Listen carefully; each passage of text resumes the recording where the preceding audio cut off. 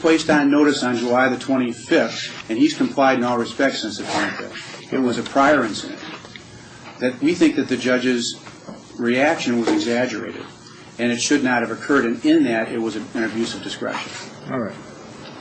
You may still speak, Mr. Parker. Thank you very much, Your Honor. Again, please, the court. Very briefly, I want to say that now that we are on an appeal from that, I do want you, and I know you will, Your Honor, in your wisdom, you'll take a look at the transcript from yesterday. There was very little said about any assault case on an officer, and in fact, I don't remember any at all. Be that as it may, let me say this. Didn't Judge Jones, mention in his statements he was concerned about things that had occurred? Yes, sir. He may not have made a direct reference in those words, but you're correct, Your Honor. I think he was concerned about the various circumstances, that had developed, with your client, you're correct. Since this case, had started. Absolutely correct, Your Honor.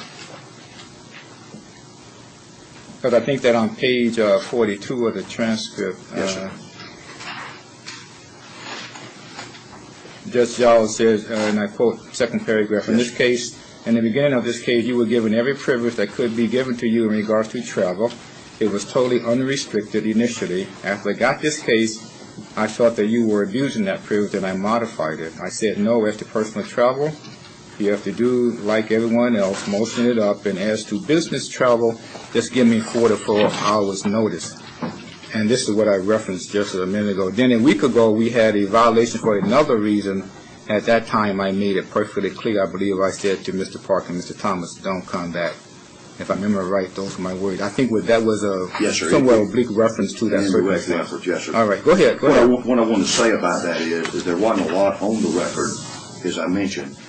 And I don't want to stand here today and try that issue before you, because I just want to say to you that there is certainly a difference of opinion about the facts of that case, and we'll get to that later. About the case, the case that's pending. Right. I forgot about that. Your Honor. Let's see. It's 10:10 now. There was something supposed to be done at 10 o'clock, so I guess I'm holding up something here. Go ahead. All right. So let me get back to what I believe is the heart of the matter, and I think the court has directed us in its wisdom to the heart of the matter, and that is to the MCR 6106 provisions. As I stood up here and said, it was my belief, now I'm even more in my belief, that those rules apply in this case, because I do not believe that Mr. Moran has given you any authority otherwise except to say this, and this is where my problem lies, Your Honor. I will quote him. He said, I believe that what Judge Giles did was to try to get his attention. Now listen to me just a minute, please, Your Honor, and I'm through. Go ahead. Listen to me. Please take a look at MCR 6106. I do not think for 1 minute that you will find a provision in the law of Michigan that says that getting someone's attention is a reasonable ground to revoke a bond. And if it doesn't say that, then I submit to you, Your Honor, that we are entitled, and your wisdom would then control with regards to what type of bond you feel is necessary under these circumstances. Okay. Thank you so very much. I appreciate the comments. Since I allowed Mr. Thomas to make some extra other comments, Mr. Moran or the prosecution team here, anything else you want to say, and I'll take a final word on that? 1 second. Okay.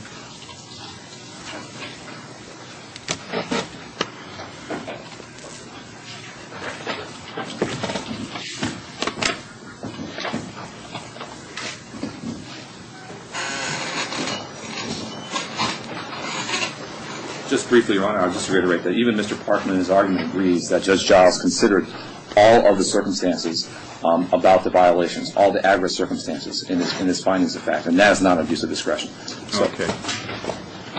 All right. I think I've heard enough here to move on, with this.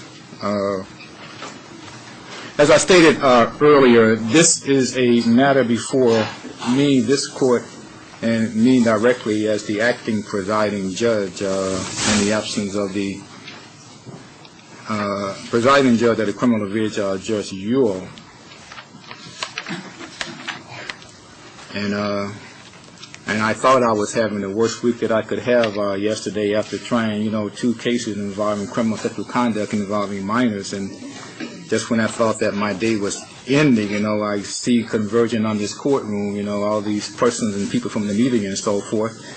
And I thought maybe I had some rich uncle or somebody who died and left me $1 billion, and somehow I got word of it before I did.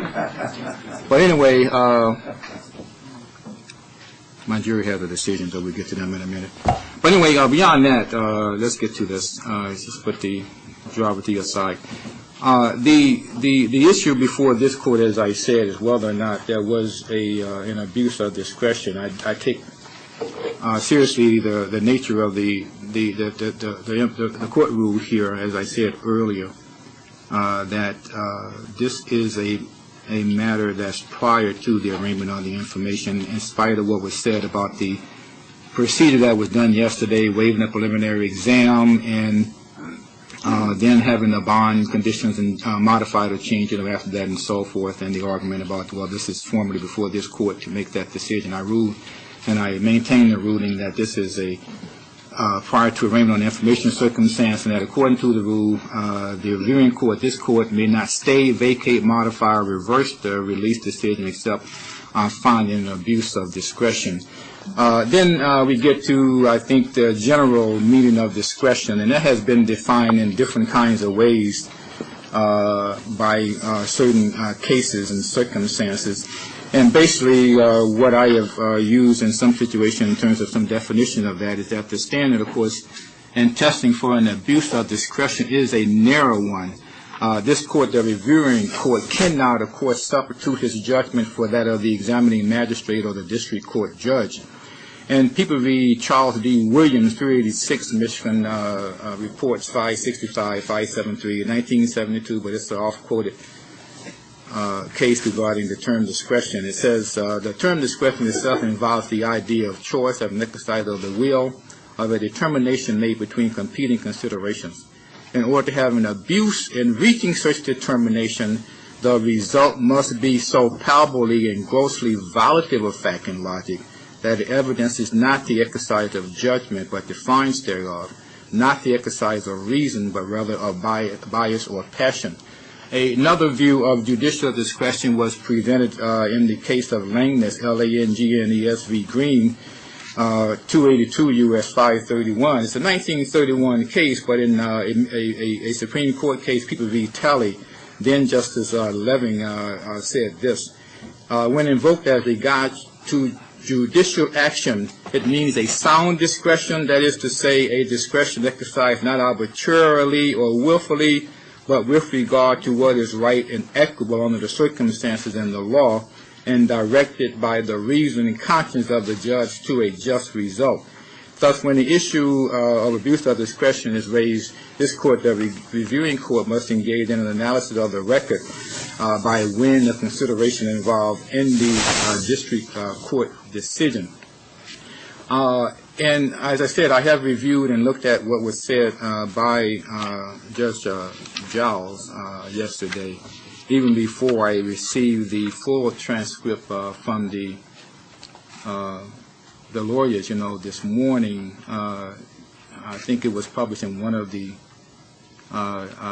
dailies here, and I think it was in an article related to some by Mr. Swickard here from the Free Press. But anyway, the gist of what he said in making his determination and decision was what I was focused on. I wasn't concerned with so much with the remainder of the record, what the lawyer said, what the defendant said, and all those things, but focusing on his statement and whether or not there was an abuse of discretion. I think it's quite